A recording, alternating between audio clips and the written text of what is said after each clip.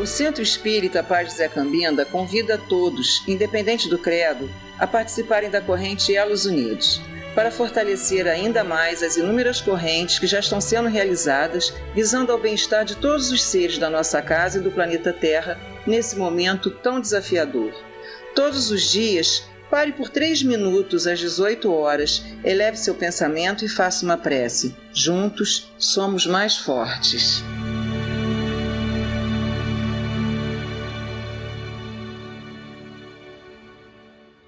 Boa noite a todos, felizes por estarmos juntos mais uma vez nas palestras virtuais do Centro Espírita Paz de Zé Cambinda, nessa quarta-feira, 27 de abril de 2022. Iniciamos os nossos trabalhos com a nossa prece.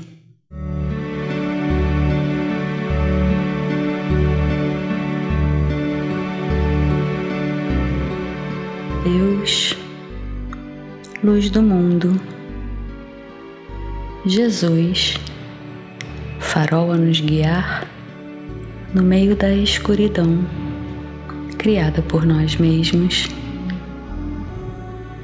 Sabemos ser esse um momento decisivo pelo qual estamos atravessando e que devemos escolher entre continuar, ainda que com os pés machucados pelos espinhos da incerteza, ou desistir e ficar à beira do caminho. Devemos decidir se iremos abrir o coração ao bem ou permanecer refém da indiferença, se iremos acreditar nas promessas do Mestre ou continuar distantes da luz. São decisões pessoais, porém urgentes, visto que a tão esperada regeneração começa dentro de cada um e não pode mais tardar.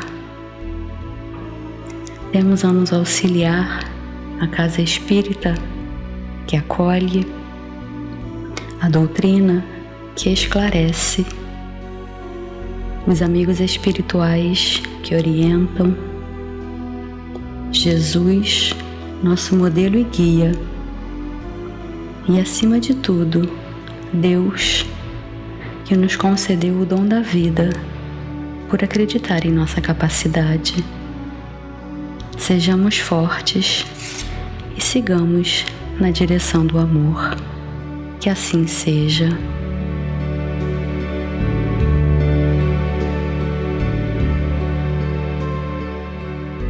Dando continuidade aos trabalhos, a nossa irmã Gisele fará a leitura da página para a nossa reflexão.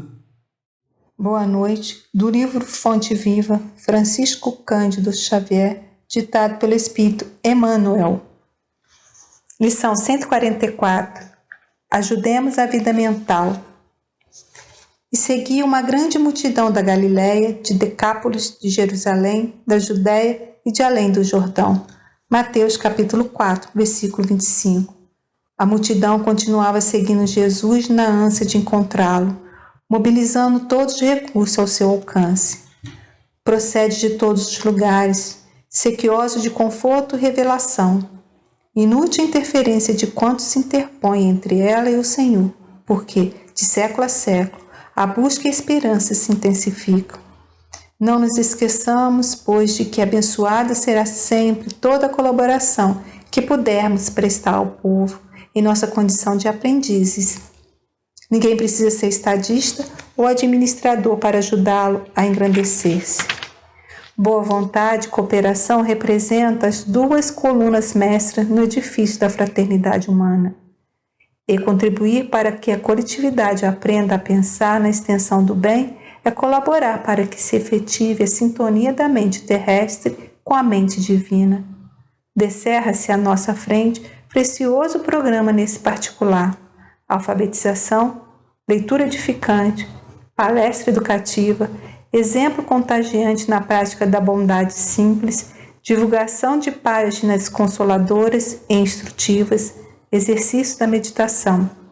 Seja a nossa tarefa primordial despertamento dos valores íntimos e pessoais. Auxiliemos o companheiro a produzir quanto possa dar de melhor ao progresso comum, no plano, no ideal e na atividade em que se encontra. Orientar o pensamento, esclarecê-lo e sublimá-lo é garantir a redenção do mundo, descortinando novos e ricos horizontes para nós mesmos. Ajudemos a vida mental da multidão e o povo conosco encontrará Jesus mais facilmente para a vitória da vida eterna. Teremos na noite de hoje o orador Fred Granadeiro, presidente da Instituição Espírita Casa de Maria, de Engenheiro Paulo de Fronten, que irá falar sobre o tema da parábola da figueira que secou. Olá, meus amigos, nossos queridos irmãos da Casa da Paz, sejamos todos bem-vindos a esse momento de reflexão. Que a paz do nosso Mestre Jesus esteja presente em nossos corações, que o nosso Mestre Jesus possa estar sempre nos amparando e nos inspirando no caminho do bem, do amor, da paz e da fraternidade. Hoje o nosso estudo vai ser sobre o Evangelho segundo o Espiritismo, capítulo 19, os itens 8, 9 e 10. O capítulo 19 do Evangelho segundo o Espiritismo fala sobre a fé transporta montanhas. E especificamente no item 8, 9 e 10, a gente vai refletir aqui juntos sobre a parábola da figueira que secou. Essa parábola que foi dita por Jesus, nos trazendo muitas reflexões, nos trazendo ensinamentos e orientações profundas para esse nosso processo de crescimento e desenvolvimento moral e espiritual, para nos ajudar no nosso crescimento pessoal. A gente sabe que todas essas parábolas que Jesus nos deixou são histórias, são contos, que ele utilizava ali do dia a dia, das situações do dia a dia, das situações peculiares ali da época, para trazer um ensino moral muito grande para a gente. E a gente entende que as metáforas, parábolas, histórias, ela tem um poder muito grande de adentrar no nosso subconsciente, nos realmente fazendo perceber, acreditar, sentir, aquelas orientações que estão contidas naquelas informações, nessas metáforas, nessas parábolas.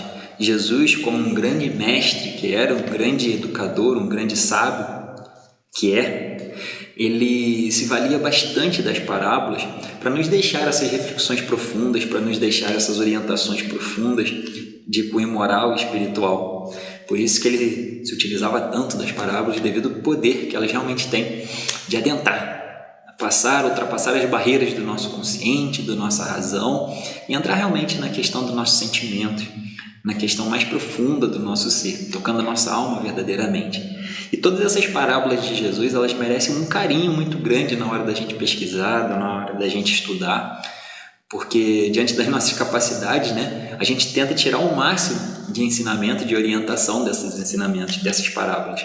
Só que a gente sabe que quanto mais a gente vai amadurecendo, quanto mais a gente vai evoluindo, quanto mais a gente vai crescendo espiritualmente, a gente tem possibilidade de perceber melhor ali os ensinos, as orientações contidas nessas histórias, nessas parábolas. Então a gente vai compartilhar, a gente vai refletir aqui juntos acerca de alguns pontos que achamos importantes, para a nossa reflexão acerca dessa parábola do Mestre especificamente, onde ele fala da parábola da figueira que secou. Essa parábola está presente lá no Evangelho de São Marcos, no capítulo 11, no versículo 12, 14, 20 a 23. Na verdade, o capítulo todo, 11 do Evangelho de São Marcos, ele é muito importante, ele é muito interessante para que a gente possa contextualizar essa parábola. Porque às vezes a gente pode cair no erro de tentar entender e compreender uma passagem, um ensinamento, uma orientação de Jesus, pegando apenas aquele fragmento, pegando apenas aquela orientação de forma isolada, de forma ali desconectada do texto. E aí a gente acaba perdendo um pouco a percepção, do que realmente Jesus estava falando naquele momento, por que ele estava dizendo aquela orientação. E aí quando a gente pega o capítulo 11 todo do Evangelho de São Marcos, a gente vai começar a entender, a compreender melhor por que Jesus ele ditou aquela parábola da figueira que secou, que está contida dentro do capítulo 11. Então, só para a gente se situar aqui, né, no nosso estudo, primeiramente a gente vai ler a parábola da figueira e aí depois a gente vai comentar um pouquinho a respeito do capítulo 11. Então, lá na parábola da figueira, Jesus diz o seguinte: quando saíam de Betânia, ele teve fome e, vendo ao longe uma figueira, para ela encaminhou-se a ver se acharia alguma coisa. Tendo-se, porém, aproximado, só achou folha, visto não ser tempo de figos. Então disse Jesus à figueira: que ninguém coma de ti fruto algum. O que seus discípulos ouviram. No dia seguinte, ao passarem pela figueira, viram que secara até a raiz. Pedro, lembrando-se do que dissera Jesus, disse: Mestre, olha como secou a figueira que tu amaldiçoaste. Jesus, tomando a palavra, lhe disse: Tende fé em Deus. Digo-vos em verdade que aquele que disser a esta montanha: tira-te daí e lança-te ao mar, mas sem hesitar no seu coração, crente ao contrário, firmemente, de que tudo que houverdes dito acontecerá, verá que com efeito acontece. Então essa é a mensagem que está narrada aqui no Evangelho segundo o Espiritismo. Essa foi a parte que Kardec destacou para a gente refletir, né? Para a gente pensar aqui juntos sobre esse ensinamento de Jesus. E aí a gente começa a perceber que só nessa parte que Kardec destacou já temos muitas orientações e muitas reflexões. Já tem muitas questões aqui, né, que são levantadas, que chamam a nossa atenção. E a gente vai agora pensar um pouquinho a respeito do capítulo 11 do Evangelho de Marcos. Como a gente falou, é onde está contida essa parábola, né? Narra então lá no Evangelho de Marcos, no capítulo 11, a grande entrada triunfal de Jesus na cidade de Jerusalém. Aquela entrada que ficou registrada, que Jesus ele pede para que 2 dos seus discípulos vão até a cidade e busquem um jumentinho que estava amarrado. E que se alguém perguntasse por que eles estavam fazendo isso, era para eles dizerem que era a ordem de Deus, que eles estavam amando de Deus. E assim aqueles 2 discípulos fizeram. Jesus ficou esperando à porta de Jerusalém, enquanto os 2 discípulos foram na cidade, acharam um jumentinho amarrado, desamarraram o jumentinho. Enquanto eles estavam desamarrando, alguém realmente questionou eles: o que vocês estão fazendo aí? E os discípulos falaram: estamos aqui amando de Deus. E aquela pessoa deixou eles irem. Então, os 2 discípulos levaram aquele jumentinho até Jesus e os outros discípulos que estavam lá fora esperando com Jesus, colocaram suas vestes, seus mantos sobre o jumentinho. Jesus sentou nesse jumentinho e cortaram aqueles ramos, né, e colocaram pelo chão. E entraram então Jesus e os 12 na cidade de Jerusalém. E começaram a cantar hosana nas alturas, né, para essa passagem de Jesus, onde o mestre ele se encaminha então até o templo de Jerusalém. Ele chega no templo, ele começa a observar as coisas, começa a observar as situações, mas como estava tarde, então eles se retiram dali e partem para a cidade de Betânia, para a aldeia de Betânia, né, que era ali mesmo próximo à cidade de Jerusalém, para poder passarem a noite. E aí Jesus, quando estava a caminho, né, da cidade de Betânia, ele disse aos seus discípulos, né, na verdade, no dia seguinte, quando eles estavam saindo, eles passaram a noite, né, lá na cidade de Betânia, e quando eles estavam saindo da cidade de Betânia, Jesus então avistou de longe aquela figueira, e ele viu que era uma figueira muito frondosa, uma figueira com muitas folhas, e ele imaginou que teria frutos, né? Então ele se aproxima da figueira porque dizia a eles: tenho fome. E aí ele vai naquela figueira e procura alguns frutos, mas chega lá, só tem folhas. É muito frondosa aquela figueira, mas só tem folhas, não tem frutos. Então Jesus, naquele momento, ele diz aquelas palavras para a figueira, onde o Pedro, seu discípulo, ouviu, onde Jesus fala: ninguém então coma de ti fruto algum. Aí nesse momento Pedro registra essa mensagem de Jesus. Só que não foi nesse momento que Jesus continua a sua fala. Jesus sai desse instante, sai dessa situação, ali da presença da figueira, daquela situação, e eles vão para o templo. E chega lá no templo, acontece aquela outra passagem que conhecemos, onde Jesus se depara com os vendilhões do templo, com as pessoas vendendo, os banquistas vendendo as pombas. E aí Jesus ele fica incomodado com aquela situação.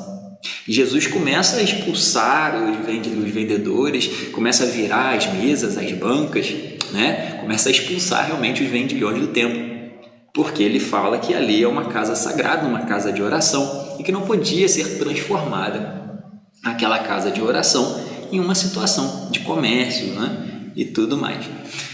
E aí, após acontecer essas situações, Jesus ele sai do templo novamente, e no dia seguinte, eles passando por aquela figueira, os discípulos olharam para a figueira e perceberam que ela tinha murchado, perceberam que ela tinha secado desde a raiz até as folhas. Foi então que Pedro chama a atenção do mestre, dizendo: Jesus, olha o que aconteceu com aquela figueira que o Senhor amaldiçoaste. Então Jesus ele deixa mais uma orientação, mais ensinamento naquele momento, naquela palavra de Pedro, aquele questionamento de Pedro.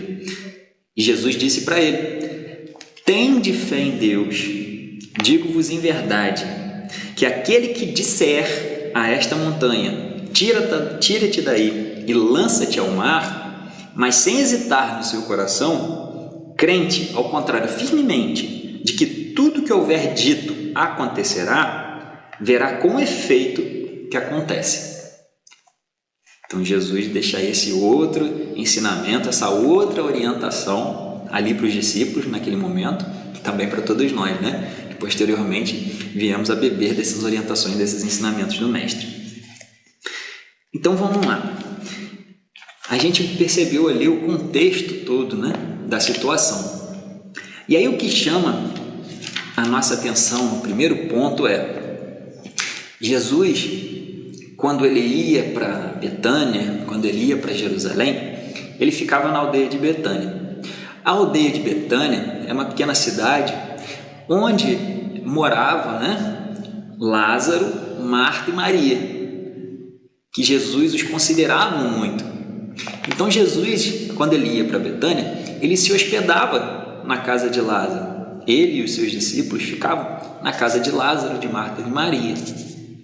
Marta e Maria eram duas personagens, duas pessoas que gostavam muito de Jesus, gostavam muito da proposta, e elas eram naturalmente excelentes anfitriãs, Se Jesus passou a noite na casa delas, provavelmente elas serviram ali alimento para Jesus, serviram alimento para os discípulos, não é verdade?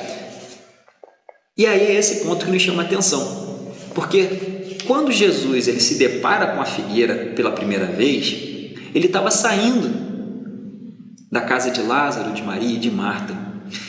E aí Jesus, saindo da casa deles, provavelmente que Marta e Maria prepararam alimentos para Jesus e para os discípulos. E eles provavelmente não estavam com fome, não estavam famintos. Só que quando Jesus olha aquela figueira perto dos discípulos, ele diz para ele que ele estava com fome. Está narrado assim na parábola. Quando saíam de Betânia, ele teve fome, Jesus teve fome. Por isso que ele olhou para a figueira. E aí, aqui está narrado: vendo ao longe uma figueira, para ela encaminhou-se, a ver se acharia alguma coisa. tendo-se, porém, aproximado, só achou folhas, visto não ser tempo de figos.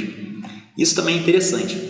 Jesus, então, se mostra com fome, só que aí a gente começa a refletir, começa a pensar e começa a gente se questionar. Que fome é essa que Jesus estava sentindo naquele momento? Porque quando a gente vai buscar no contexto bíblico, quando nós falamos de fome, quando a Bíblia, quando as orientações aqui contidas na Bíblia falam sobre fome, está relacionado realmente ao alimento físico, ao alimento material, né? Ao sustento, à comida. Só que quando eles falam de fome, também eles estão colocando uma situação da fome espiritual, da fome moral, a fome no sentido da busca do pão espiritual, do ensinamento, a fome da obra de Deus, a fome do trabalho de Deus, de servir a Deus. Porque na verdade teve um outro momento no Sermão do Monte que Jesus, nas bem-aventuranças, ele fala: bem-aventurados aqueles que têm fome e sede de justiça, pois eles serão saciados. Então olha só o contexto da fome, ele é um pouco mais amplo, ele não vai só nesse sentido restrito da palavra, de sentir fome do alimento, da matéria, né? Da energia para o corpo, mas sim do alimento espiritual, do alimento da moral, da energia para a alma, né? Então, será que nesse momento aqui, essa fome que foi relatada, que Jesus estava sentindo, será que não era uma fome da obra de Deus, uma fome do poder de trabalhar, de servir, de ser útil a Deus, de colaborar na sua obra? Uma fome no sentido de vontade, né? De realizar, porque ele estava ali em Jerusalém, era antes da Páscoa, ele estava ali, após essa passagem, ele foi para o templo, e lá no templo, ele foi fazer uma reforma ali no templo, né? Ele foi fazer uma limpeza ali no templo, foi retirar aqueles vendedores, foi retirar aqueles vendilhões. Então ele foi trabalhar para Deus, não é verdade? Então será que essa fome que ele estava era uma fome material? Ou era essa fome de fazer, de realizar esse desejo, né? De fazer, de realizar esse ímpeto, de criar, de poder ajudar e colaborar na obra do Criador? Então a gente fica com essas reflexões. E aí o segundo momento é interessante também, porque ele fala assim na parábola: vendo ao longe uma figueira, né? Para ela se encaminhou. Aquele que tem fome, ele vai buscar. Aquele que tem fome, que anseia por alimento, ele vai buscar.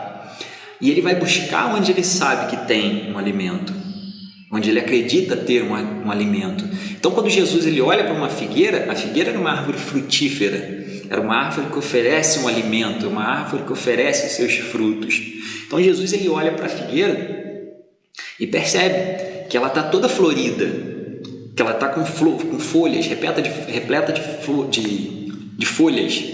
Então, se ela está frondosa, se ela está com folhas, Jesus entende que teria ali também os frutos.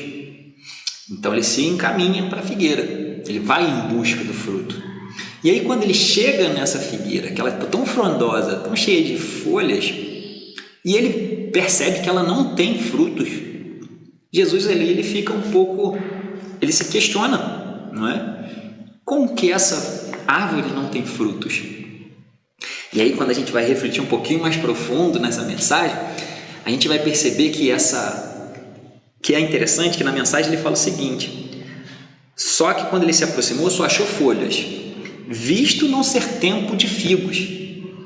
Olha que interessante, Jesus era muito sábio, Jesus é muito sábio. E como que um homem daquela sabedoria, ele ia até a figueira, ele sabia que não era tempo de figos, e como que ele estava esperando ter frutos lá? Como que ele estava esperando ter figos lá? Que expectativa era essa de Jesus, mesmo ele sabendo que não era tempo de figos, ir naquela figueira em busca de figos, em busca de frutos? Olha que interessante isso, né? E aí quando a gente vai pesquisando aqui, a gente percebe que na verdade, realmente naquela época, se era Jerusalém, na época da Páscoa, provavelmente era ali no mês de abril, e o mês de abril realmente não é um mês de figos, não é um mês que essa figueira ela dá figos, que ela dá frutos. Só que muitas dessas árvores ela dava de temporão, ela dava fruto fora de época. E uma situação interessante é que a figueira, essa figueira aqui, ela primeiro ela dá frutos e depois ela dá folhas. É uma característica interessante dessa árvore, dessa figueira. Primeiro ela dá flor e frutos, depois ela dá folhas.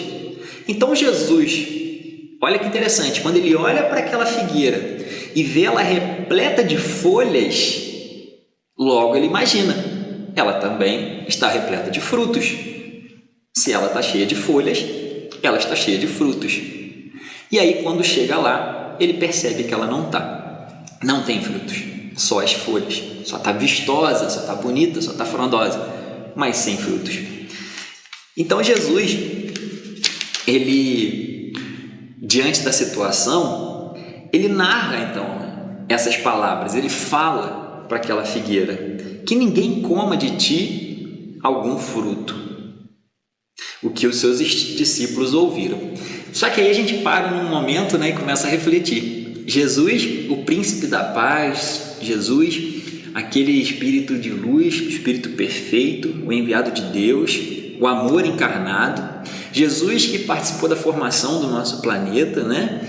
O nosso espírito responsável aqui pelo nosso orbe, que era puro amor, né? Como que a gente pode pensar em um mestre que amaldiçoa ali a planta, amaldiçoa a natureza?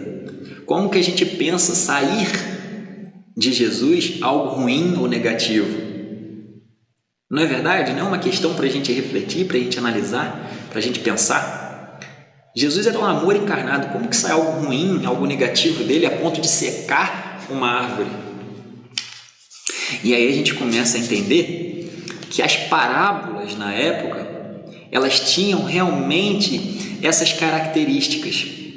Geralmente ela mostrava alguma coisa negativa e posteriormente ela mostrava algo positivo. Ela mostrava ali um mal acontecendo para depois ela mostrar o bem sendo feito, sendo reparado. Então nesse primeiro momento, por isso que a gente falou, a gente não pode ler só a parábola ao pé da letra. A gente precisa tentar buscar o contexto e buscar entender o que está nas entrelinhas. Então a gente começa a perceber que Jesus ele fala isso, né? Está narrada essa parábola, essa história de que ele amaldiçoou ali aquela árvore, como se ele estivesse fazendo mal, né, para ela. Só que na verdade, em um outro momento, ele mostra o bem sendo feito, a limpeza do templo, né? Onde ele mostra ali sendo realizado algo maior, algo transformador realmente lá no templo, quando ele expulsa os vendilhões. Então as parábolas tinham essa característica, ela mostrava um ponto às vezes negativo e depois, logo em seguida, ela mostrava um ponto de transformação, de melhora, de mudança para melhor, para positivo, né? E lembrando também que essas parábolas, ele não estava falando apenas daquela árvore material, daquela planta, daquela árvore, né? Mas ele estava fazendo uma metáfora em relação a nós. Ele estava criando ali uma metáfora, criando ali uma parábola para relacionar as nossas atitudes, a atitude do homem, aos comportamentos do homem. A gente percebe que a árvore ela é um símbolo muito forte que foi utilizado tanto no Velho Testamento quanto no Novo Testamento por Jesus.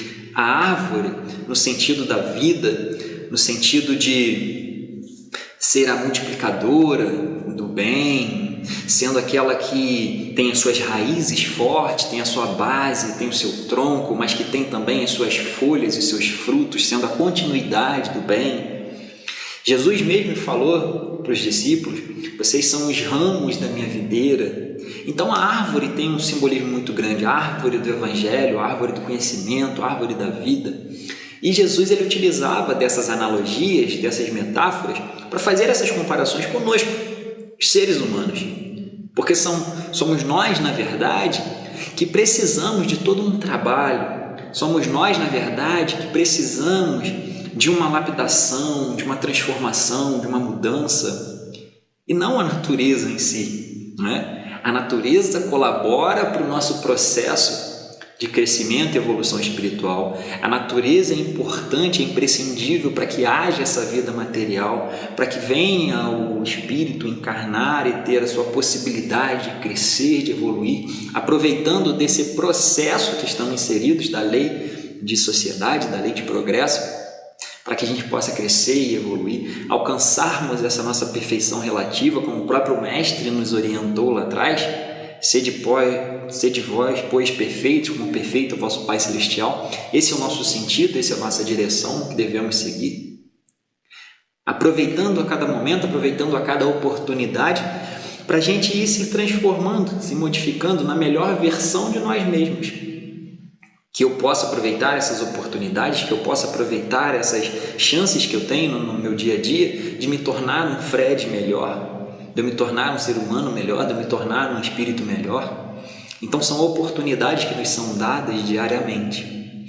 Então Jesus ele vem fazendo essas metáforas, ele vem trazendo essas parábolas, fazendo essas analogias, para que a gente entenda de uma forma melhor o que nós precisamos fazer, o que nós precisamos realizar, o que nós precisamos agir, pensar, falar, nos comportar, para que possamos crescer, para que possamos nos desenvolver pessoalmente, moralmente, espiritualmente, e também, através desse desenvolvimento, a gente tenha mais possibilidades e capacidade de contribuir, de somar, de agregar na vida de alguém.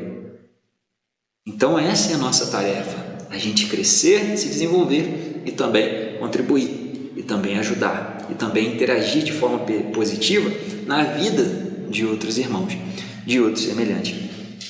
Então, nessa passagem, Jesus, na verdade, ele estava deixando para nós, para a posteridade, um ensinamento profundo, um ensinamento onde nos leva realmente a refletir sobre o nosso papel, sobre o que nós precisamos fazer na nossa vida, o que nós precisamos realizar na nossa vida, o que nós precisamos construir na nossa vida. Aproveitar essas oportunidades que são dadas e concedidas por Deus diariamente, onde nós estivermos inseridos. Lar, família, ambiente de trabalho, sociedade, grupos de amigos, no trabalho, na vida profissional. Então, em qualquer lugar que estejamos nós inseridos, no ambiente religioso, nós estamos recebendo informações o tempo inteiro, através da troca, através do contato, através da convivência com esses nossos irmãos. Por isso, realmente, estamos inseridos nessa lei de sociedade, que é uma lei natural, uma lei divina, e que nos traz inúmeras mesmo possibilidades de aprender, de trabalhar, de servir, de ser útil. E é através dessas trocas que a gente vai percebendo o que a gente precisa aprender, o que a gente precisa desenvolver, e o que a gente precisa também deixar de lado, o que a gente precisa abandonar, o que realmente não nos serve mais nesse momento que nós estamos. Estamos numa grande jornada evolutiva, estamos numa grande caminhada. E cada um de nós está em um determinado momento nessa estrada evolutiva. Cada um de nós está em algum ponto específico dessa jornada evolutiva, dessa caminhada evolutiva. E nesse momento, talvez, existem bagagens que nós estamos trazendo que já não nos servem mais, já não são mais úteis para nós, que a gente já pode deixar de lado, que a gente já pode abrir mão dela, que a gente já pode desapegar dessa bagagem, para que a gente possa, diante disso, se sentir um pouco mais leve e caminhar mais. Porque quando a gente carrega muito peso em uma caminhada, a gente começa a cansar, a gente começa a se sobrecarregar, a gente começa a diminuir o passo, a gente começa a não ter mais ânimo de ir adiante, porque a gente se sente realmente desmotivado, desesperançoso de não conseguir dar mais passos, porque está muito difícil. Só que às vezes, esse peso que nós estamos carregando, a gente está carregando de uma forma automática, porque a gente acabou se habituando a carregar esses pesos. E aí quando a gente vai parar um pouquinho nessa estrada, para fazer um checklist dessa bagagem que a gente está levando, que a gente vai tomar consciência do que a gente está carregando, do que a gente está levando, a gente vai perceber que tem muitas coisas ali que não fazem sentido para a gente caminhar, para a gente levar, para a gente transportar conosco para essa continuidade dessa jornada. A gente vai olhar para aquela bagagem e vai falar: poxa vida, estou carregando há tanto tempo isso aqui especificamente e ele já não me serve mais há tanto tempo. Já poderia ter deixado para trás nessa estrada da vida há tanto tempo. Então é importante que a gente pare na estrada um pouquinho para a gente fazer essa avaliação, para a gente fazer essa análise, para a gente olhar para a nossa bagagem e falar: o que eu preciso carregar comigo ainda, o que eu não preciso mais, o que eu tenho que levar comigo ainda e o que eu preciso me desapegar, o que vai me permitir fazer uma jornada mais leve, mais tranquila, mais suave, e o que está me deixando arraigado, preso, que eu arraste as minhas pernas durante essa jornada.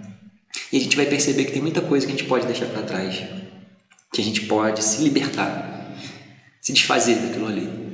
E aí a gente segue adiante, porque a cada momento da jornada a gente vai se deparar com oportunidades da gente se fortalecer, da gente se revigorar, da gente aprender, da gente perceber as informações que chegam até nós e começar a interpretar essas informações não apenas numa visão material, mas numa visão espiritual, uma visão mais profunda, mais complexa, uma visão que realmente faz sentido com a nossa verdadeira essência, que é espiritual. A gente não pode analisar apenas os fatos da nossa vida puramente de forma material. Nós estamos sim encarnados, estamos. O corpo ainda tem muita influência sobre o nosso espírito, nossas emoções, sentimentos, pensamentos, enfim. Trazem muitas influências sobre o nosso espírito. Mas a gente precisa exercitar, olhar a vida do ponto de vista espiritual. Conectarmos com a nossa essência, com o nosso íntimo, através da prece, da oração, da meditação. Nos conectar com o nosso íntimo, com o nosso eu verdadeiro. E começar a analisar, avaliar, interpretar as situações do nosso dia a dia, do nosso cotidiano, de uma forma mais espiritualizada. Quando a gente começa a olhar para a vida de uma forma mais espiritual, menos material, certamente muitas das aflições, dos sofrimentos, das dores que nós sentimos e é natural sentir, elas são apaziguadas, elas são abrandadas, porque a gente está se conectando com a nossa verdadeira essência. Sabemos que somos espíritos imortais, estamos aqui na matéria como realmente aprendizes. A vida material, a vida no planeta Terra é uma grande escola para a gente. E a gente vai na escola para aprender, para estudar, para fazer o dever, a lição, passar pelas provas, os testes. Essa é a nossa interação com a matéria. Aprendizes. E nesse aprendizado, não basta apenas a gente acumular informações, acumular conhecimentos, mas é necessário também a gente compartilhar, contribuir essas orientações, essas informações, esses conhecimentos. E é isso justamente que essa parábola da figueira ela traz para a gente. Quando Jesus ele fala que ele vai até aquela figueira e ela só tem folhas e não tem o fruto, Jesus está comparando conosco, onde muitas das vezes nós temos até o conhecimento, nós temos a informação, nós estudamos muito, nós pesquisamos muito, nós sabemos disso e daquilo, aquilo outro, desenvolvemos bastante o nosso intelecto, mas a gente acaba não colocando isso em prática, a gente acaba não colocando isso em atitudes, a gente acaba não colocando isso em comportamentos. Então é como se a gente fosse essa figueira apenas com folhas, bem frondosa, cheia de folhas, muito bonito, cheio de folhas. Só que cadê os frutos? É o fruto que alimenta o outro. O fruto simboliza a gente compartilhar o bem, compartilhar o amor com o outro na nossa jornada. Então não adianta a gente ser como essa figueira, buscando só. Buscar conhecimento é importantíssimo, buscar informação é importantíssimo. Só que o mais importante ainda é o que nós fazemos com esse conhecimento, é o que nós fazemos com essa informação, é como nós estamos utilizando esses conhecimentos, essas informações na nossa vida. Porque muitas das vezes Jesus se apresenta para nós de inúmeras formas. Se apresenta para a gente através do irmão que vem nos buscar para um auxílio, para uma ajuda. Se apresenta para nós através daquele parente difícil. Se apresenta para nós por aquele colega de trabalho que a gente tem alguma dificuldade. Se apresenta para a gente na rua, na sociedade, como uma pessoa que chega até nós, como uma situação que acontece conosco. Então Jesus ele vem até nós de inúmeras formas. Jesus se apresenta para nós no nosso dia a dia de inúmeras formas. E ele vem até nós com fome. Ele vem até nós buscando algo de nós. Nós que somos cristãos, nós que nos dizemos espíritos cristãos, nós somos como essas figueiras. Nós estamos buscando, nos informando, buscando conhecimento, estudando.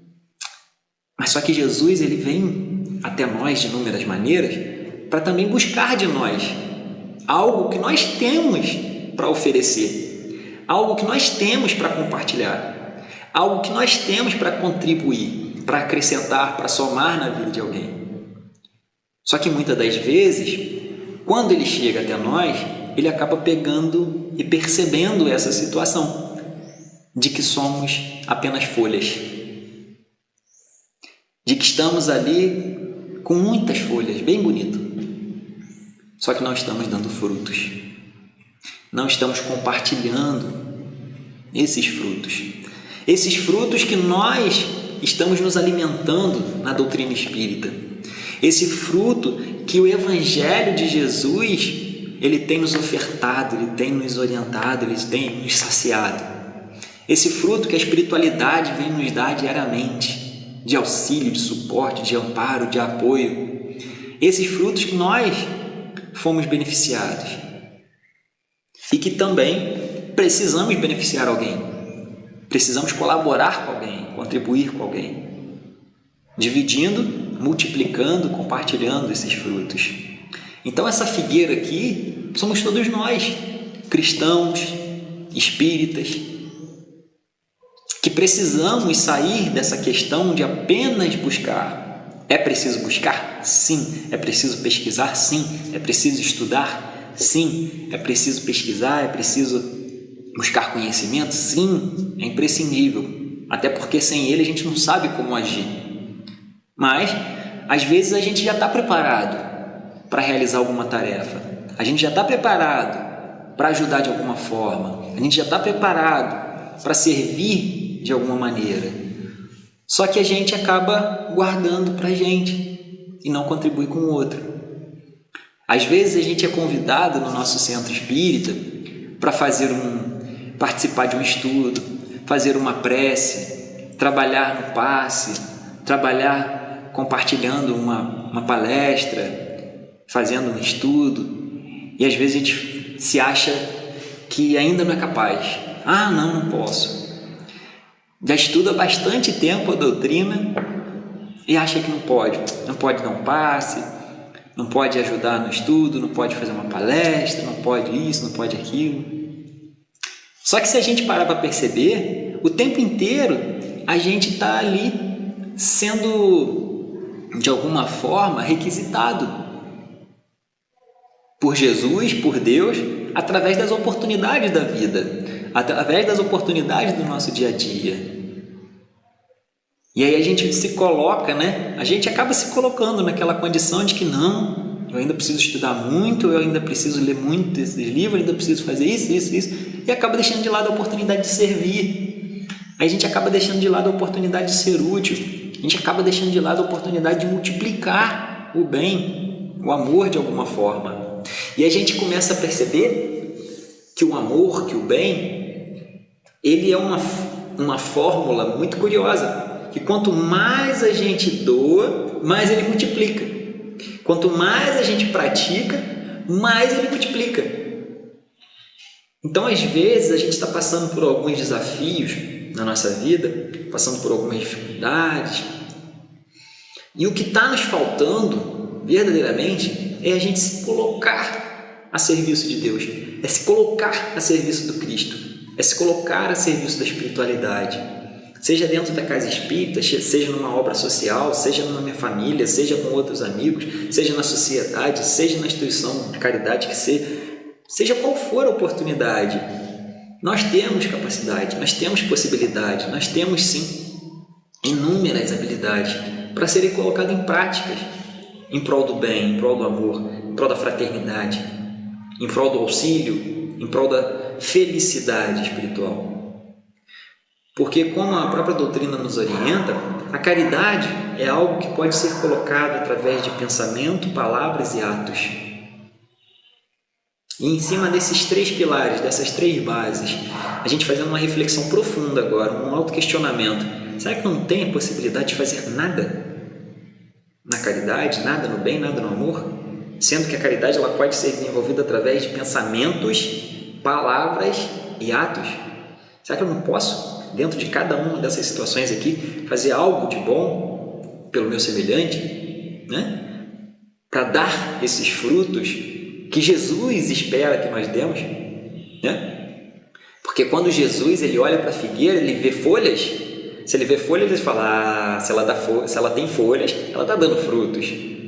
Então Jesus espera que aquela figueira esteja dando frutos. Olha que interessante, né? Então quando Jesus ele olha para os cristãos, para os espíritas, né? Ele olha, eles têm folhas, eles têm conhecimento, então estão dando frutos. E aí ele chega lá, cadê os frutos? Eu adorei essa mensagem, eu adorei ter podido estudar essa parábola, porque ela me trouxe muitas reflexões, ela me trouxe muitos questionamentos, e eu espero que eu esteja conseguindo transmitir para vocês um pouquinho, né, dessa, que eu esteja podendo compartilhar um pouquinho dessa percepção, que na verdade é uma mensagem muito rica. E eu peço até aos irmãos que depois possam voltar nessa mensagem, ler, refletir sobre ela, porque ela traz para a gente um ensinamento muito rico, muito profundo. E aí tem outro ponto aqui muito importante, que eu achei muito interessante, que Jesus ele usa aqui, como a gente falou, que a caridade ela pode ser feita através do pensamento, da palavra e das atitudes, né? Jesus utiliza aqui vem nos orientar, né, a respeito do poder da palavra. Jesus fala para a gente aqui a respeito do poder da palavra. Em um primeiro momento, quando ele fala para a figueira que ninguém mais coma de ti frutos, e aí no dia seguinte eles perceberam que a figueira secou. Olha só, né? O poder da palavra. E em outro momento Jesus então ele ensina para a gente: tende fé em Deus.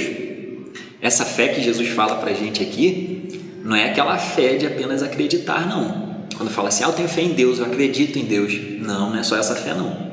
É uma fé no sentido de confiar. Como, por exemplo, você vai fazer uma viagem de avião. Você vai lá para perguntar se o piloto ele é capaz de pilotar aquilo ali, de botar aquele avião no alto. Você vai lá para ver os títulos do piloto, para saber o que ele fez, o que ele deixou de fazer, se ele realmente é um bom piloto.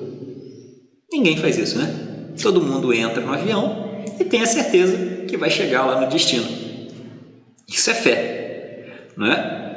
Então, quando a gente fala de fé em Deus, fé é além de acreditar. Fé é confiar. Fé em Deus é convicção, é certeza, é estar convicto de que aquilo ali é a realidade, de que Deus realmente é essa potência maior e que aquilo que Ele traz de orientação, de ensinamento através das suas leis, através das orientações de Jesus, realmente é o que nos move, é o que nos direciona. Isso é fé. Então, quando Jesus fala que tem de fé em Deus, é essa fé que Ele está mostrando para a gente. E aí Ele diz o seguinte: digo-vos em verdade, que aquele que disser, que falar a esta montanha, tira-te daí e lança-te ao mar, presta atenção, mas sem hesitar no seu coração. Então aqui ele quer chamar nossa atenção o quê? A gente tem que falar, mas falar com fé. Falar sem hesitar, falar com confiança, com convicção, né? Crente, ao contrário, firmemente, crer firmemente de que tudo que houver dito, falado, acontecerá, verá que com efeito acontece. Olha só como é que Kardec termina essa parábola de Jesus com esse ensinamento que o mestre nos deixou. O mestre aqui está mostrando para a gente o poder da palavra. E às vezes, meus irmãos, a gente acaba utilizando a nossa palavra de uma forma tão negativa na nossa vida, falando de nós mesmos, falando da nossa vida, falando da nossa família, falando do nosso planeta, falando da nossa religião, falando do outro. A gente utiliza a palavra de uma forma tão negativa e às vezes a gente está usando de forma negativa e a gente está acreditando realmente naquilo que a gente está falando. E olha só o que Jesus fala para a gente. Quando a gente usa a palavra e acredita naquilo que a gente está falando, aquilo se torna uma verdade. E aquilo pode se tornar uma realidade. Olha só. Então aqui o Jesus chama a nossa atenção para a gente começar a se policiar, para a gente começar a vigiar as nossas palavras. Porque a palavra ela tem um poder muito grande, tem um poder de realização, tem um poder de concretização. É uma profecia autorrealizável. Então a gente precisa tomar conta da nossa palavra, da nossa fala e utilizá-la de uma forma muito positiva, utilizá-la de uma forma bem positiva, produtiva, uma forma verdadeira, e a gente começar a perceber que tudo que Deus nos deu é uma ferramenta para o nosso crescimento espiritual. Então a fala é uma grande ferramenta para o nosso crescimento. Então a gente possa utilizá-la de forma muito positiva. E aí nessa mensagem da parábola da figueira, a gente começa a perceber que a gente tem inúmeras possibilidades, inúmeras oportunidades de agir no bem, de praticar o bem, de realizar o bem, seja através do pensamento, seja através da palavra, seja através das atitudes, dos comportamentos. E aí ela nos mostra que é isso que Jesus espera de cada um de nós. A nossa postura como cristãos, como espíritas, na prática desse amor, na vivência desse amor, na vivência dessa caridade. A gente tem que continuar buscando, sim, aprendizado, conhecimento, informação, mas que a gente possa unir a essa busca a prática, a vivência na nossa vida, porque não adianta a gente apenas buscar, não adianta a gente apenas saber. É necessário que a gente haja, porque o poder está nessa ação direcionada e constante, alicerçada por esse conhecimento. Então nós somos sim seres imortais que estamos aqui buscando o crescimento, buscando a evolução, e esse crescimento, essa evolução vai se dar, como Kardec nos orientou, através do desenvolvimento intelectual e moral. A doutrina espírita nos inspira a amai-vos e instruí-vos. São duas asas que precisamos trabalhar juntas: a instrução e o amor. A instrução na busca do conhecimento e da informação, e o amor na prática, no exercício diário, seja aonde estivermos, que a gente possa exercitar essa nossa fraternidade, a solidariedade, a caridade, o amor, o bem, porque realmente vai ser dessa maneira que nós vamos crescer, que nós vamos nos desenvolver, que nós vamos mudar o nosso ambiente interno, o nosso mundo íntimo, e nós teremos também a possibilidade de somar na obra de Deus, de somar na obra do Criador, que é a instalação do bem, da paz aqui no planeta Terra. Ajudar na consolidação dessa transição planetária, essa transição que primeiramente deve acontecer dentro de nós. A gente sair da condição de espíritos de provas e expiações para que a gente possa atingir uma condição de espírito mais regenerado. E a gente só vai fazer essa transformação, essa transição dentro de nós mesmos através do amor, através do amai-vos e do instruí-vos. Então que a gente possa realmente colocar em atividade, em atitude, em ação essas duas asas, para que a gente possa alçar realmente voos maiores e mais longos, mais altos nessa nossa jornada evolutiva. Meus irmãos, essa é a reflexão, essa é a mensagem que a gente gostaria de ter trazido aqui hoje. Espero ter podido colaborar de alguma forma, acrescentando 1% aí de compartilhando essas orientações de Jesus. Agradeço pela oportunidade, os queridos irmãos aí da Casa da Paz. Agradeço a presença de todos vocês aqui com a gente. E agora eu convido para que a gente possa fazer a nossa prece de encerramento. Vamos juntos elevar os nossos pensamentos a Deus, nosso Pai de infinito amor e bondade, de infinita misericórdia, agradecendo ao Pai pela bênção, pela oportunidade da vida, agradecendo ao Pai pela bênção e oportunidade da existência, agradecendo ao Pai pela bênção e oportunidade de estarmos aqui nesse planeta abençoado, buscando o nosso crescimento, o nosso desenvolvimento moral e espiritual. Pedimos a Ti, Senhor, encarecidamente, que continue nos inspirando, nos intuindo, nos orientando e nos direcionando para um caminho do bem, para um caminho de paz, de amor, para um caminho de crescimento, Pai, para um caminho de desenvolvimento da verdadeira sentido de fraternidade, de caridade no nosso íntimo. Que possamos realmente, Pai, buscarmos sermos árvores frondosas, mas também que possamos oferecer frutos, Pai, na nossa jornada. Que possamos somar, compartilhar e contribuir na vida dos nossos irmãos de humanidade, para que todos juntos, Pai, um dia possamos despertar e fazer desse mundo um lugar melhor para todos nós. Senhor, abençoe a toda essa humanidade, que reine o seu amor, a sua paz, a sua luz no coração de todos, Pai. Que o Senhor esteja sempre presente na nossa vida e em nossos corações. Que assim seja, graças a Deus. Muito obrigado, Senhor. Muito obrigado, meus irmãos. Um grande abraço. Que Deus continue nos abençoando e nos amparando na nossa jornada. Que neste momento nossas mentes entrem em sintonia com esses irmãos que procuram a casa de Pai José Cambinda em busca de um abraço fraterno para aliviar as suas dores. Vamos fazer esses elos ainda mais forte, envolvendo a todos nós e a tantos que precisam do nosso auxílio. Senhor, fazei de mim um instrumento da vossa paz. Onde haja ódio, consenti que eu semeie amor. Perdão onde haja injúria, fé onde haja dúvida,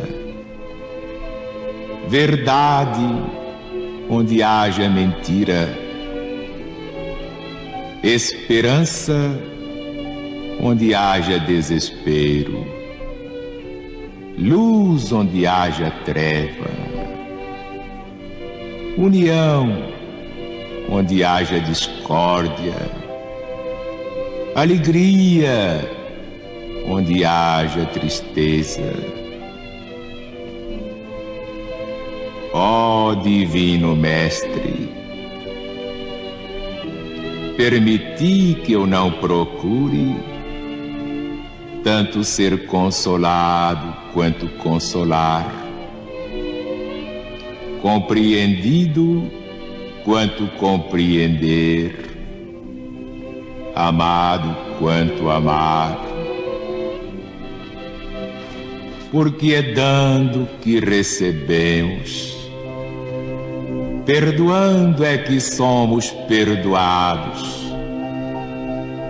e morrendo é que nascemos para a vida eterna.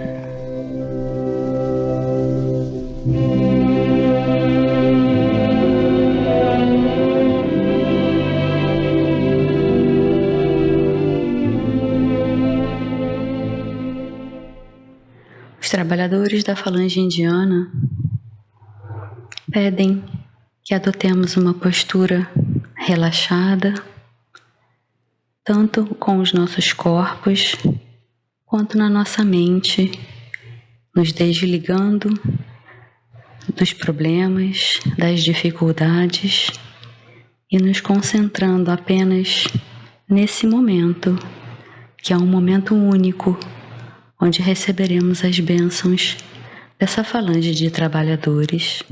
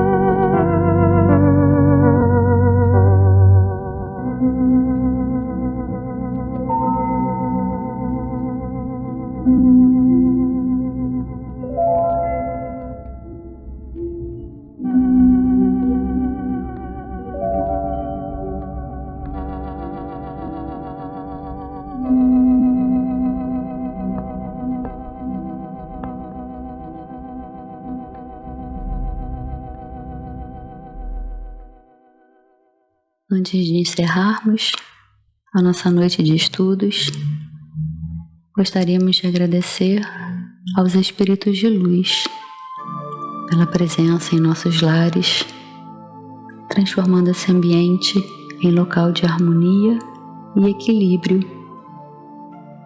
e também pelas energias para que possamos continuar nossa caminhada, não importando a situação pela qual estejamos atravessando.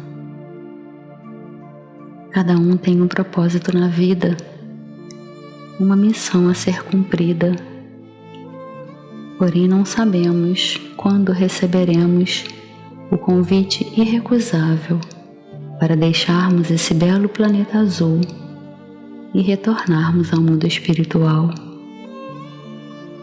Por isso precisamos nos renovar, nos comprometer ainda mais com a nossa reforma íntima, com o compromisso assumido perante nossos benfeitores. E essa mudança pode começar ainda hoje. O nosso futuro depende exclusivamente de nós. Portanto, aproveitemos essa vida que nos foi dada e sigamos os ensinamentos do Cristo. Como Ele mesmo disse: aquele que quiser vir após mim, pegue a sua cruz e siga-me. Temos toda a ajuda necessária para continuarmos nessa caminhada. Agradecemos a todos que estiveram conosco até agora e convidamos para a palestra da próxima quarta-feira, dia 4 de maio de 2022. Tenham todos uma noite de muita paz.